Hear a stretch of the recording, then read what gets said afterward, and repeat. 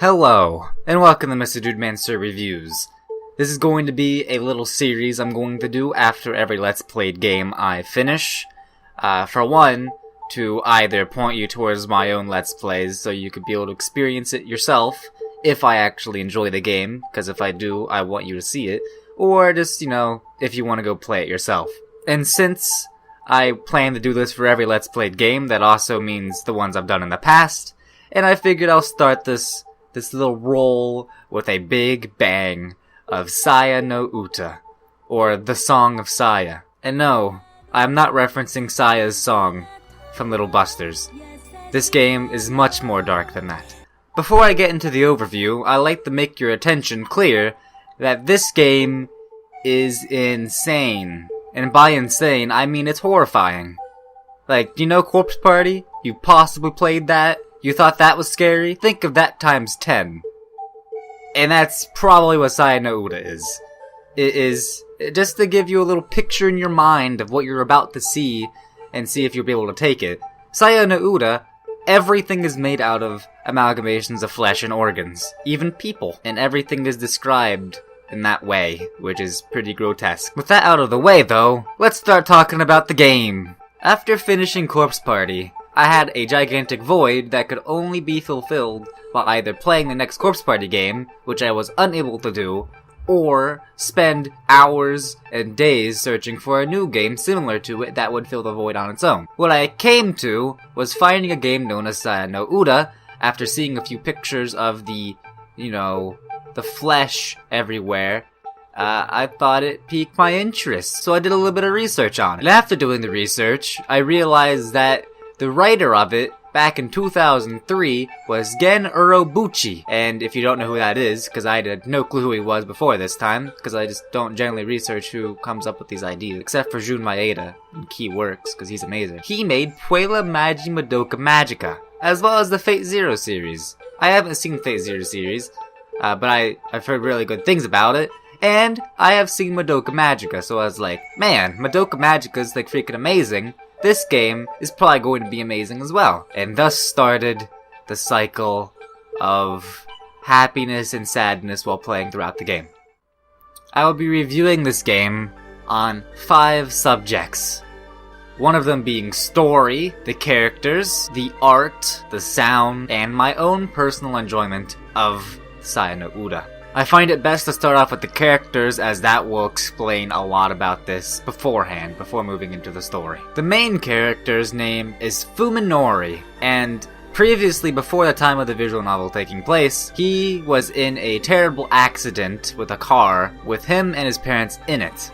His parents died, and his head is now messed up. And by messed up, I mean as messed up as you possibly can. Instead of dying, he now sees everything as flesh and blood, and he sees all of the humans as like amalgamations of alien creatures stuff that just isn't right. And after being in this terrible world for some time, he begins to sort of get, okay with it, or, just fine. He can sort of stroll throughout the world. Until he meets a girl named Saya, which the game's name is based on. Saya is the only girl to actually appear as a girl or anything remotely human. We don't really know much about her, but Fuminori does not really care because she is the only person that Fuminori can actually see. Saya is one of those girls that you should probably keep tabs on, but I cannot delve too much deeper into her without going into spoiler territory. For the character of Fuminori, he was probably my least favorite character of the entire game, and because 90% of the game revolves around him, that docks it quite a bit in my opinion. The reason I don't like him, it's not the fact that he is a bad character and I just don't like his personality. In fact, he is a very unique character, and he will probably never be seen again, or anyone similar to him. The reason I don't like him, however, is the excess of hentai scenes in the wrong places. In the beginning, it makes sort of sense, cause it would just be like, okay, yeah, Saya and this dude, are going at it, they do it, stuff. But then, it gets later in the game, right near the climax of the game. You see what I did there at the climax? This isn't quite a spoiler, but it is a scene that happened. You're on a phone call with some dude near the end of the climax, and then the moment Fuminori puts down the phone call, we all realize that he was actually, you know, doing it with a girl the entire time. And you know, that's a little bit annoying, because right after getting these phone calls with lots of story and in-depth like things that gets you pumped up and ready to go do whatever it is that you're gonna do, you then hang up the phone call and then there's a hentai scene for like 20 minutes. Then we go to Fuminori's past friend. Ever since the accident, Fuminori sort of sees his friends as amalgamations of flesh and whatnot, so he doesn't want really anything to do with them. He doesn't really want anything to do with anybody except Saya. So, their friends take different courses of actions to get him to tick, you know? There's Koji, which was Fuminori's best male friend, and he takes different courses of action to get Fuminori's life back to normal. There's Omi, which takes a different course of action. And then there is Yo, who has a crush on Fuminori, and she is quite saddened by the fact that Fuminori doesn't want to talk to anybody. And so she sort of gets desperate to try to get Fuminori back to his regular form. There are a few other characters, but the last main character, in my opinion, is Ryoko, who is sort of the doctor in charge of looking at Fuminori. Ryoko has been examining Fuminori, and she knows something is up because Fuminori doesn't want to talk or do anything but leave as fast as possible during the checkups. The story of Saya No Uta is actually quite short. There are only 3 endings, and to get those 3 endings there are 2 different choices throughout the entire game. Though to make up for that, the game was only 5 hours to get to the end of one ending, and that was me, like, narrating every single text box. So you could probably do that much faster. Within 7 hours, you could probably have all 3 endings in the game if you want. I never got all 3 of them, because I wasn't spurred on to go back through all of them, and I think I got the good end anyways. I'm fine with the ending I got, so I didn't really need a new one. The story revolves around the interactions between Fuminori and his friends, as well as Saya wanting to go back to her quote-unquote father. We have no clue who this father is, but Fuminori spends practically the entire game trying to find him. All the while, Fuminori's friends getting in his way, trying to get him to understand life and go back to normal. Along the way, of course, many grotesque things appear. I will leave them out because of spoilers, but that is the gist of the story without delving too deep. I will say, however, that the ending I got on this game, the true ending I believe, is one of the most creepy yet amazing endings ever that will probably never be seen in any other game again. I don't think this entire concept will ever be used again, but that ending was something special as well. The art of Saya No Uta is a very big mixed bag.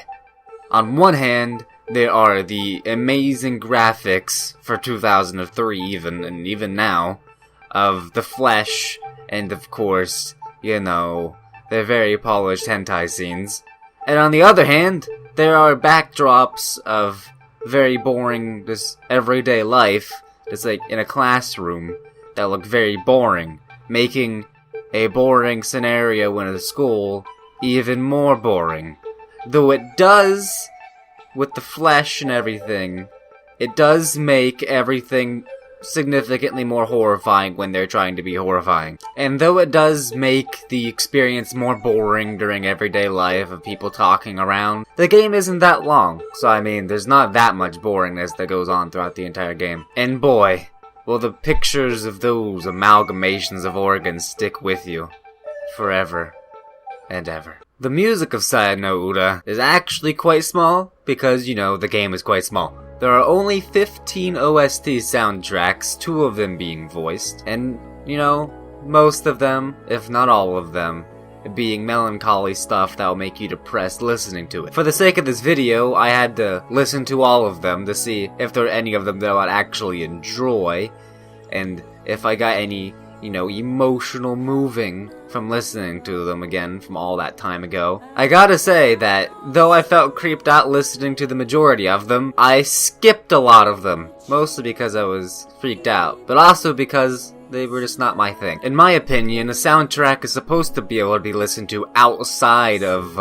whatever medium you're doing, like visual novel, video game, or anime, and listening to those songs outside of those mediums will bring you the joy and emotions from whatever it was from. But the soundtrack being unmemorable makes sort of the entire series fade away from your memory very quickly. Though I will say that the voice tracks in this game, though ominous and sort of depressing in essence, are pretty nice to listen to.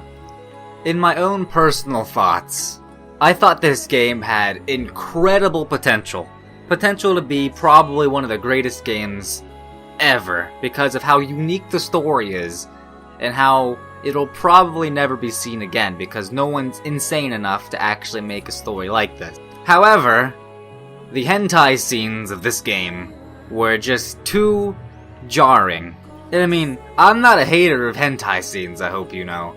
I just hate it when hentai scenes interrupt something more important than meaningless hentai. And because of that, I began hating the main characters. I began thinking, oh no, my main character's probably getting some sort of BJ during this phone call, or man, what if he just decides to go on a break with Sai and do the stuff right in the middle of right next to the end of the game or something. I started to joke around with them as if they were annoying and dumb, because they were.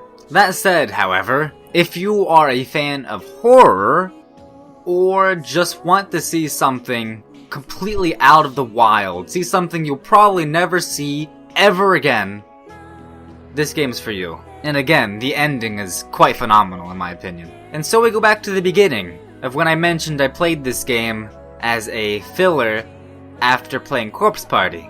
And was it good enough?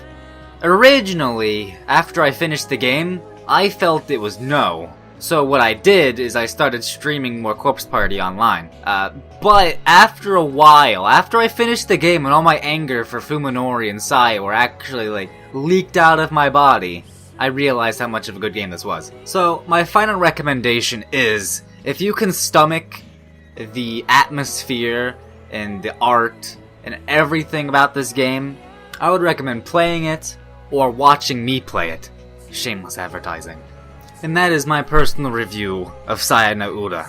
If you have already played this or already seen me play it, and you have your own personal views on this, I will be more than welcome to hearing them. But for now, this is exactly how I feel about the game, and thank you for watching, and goodbye.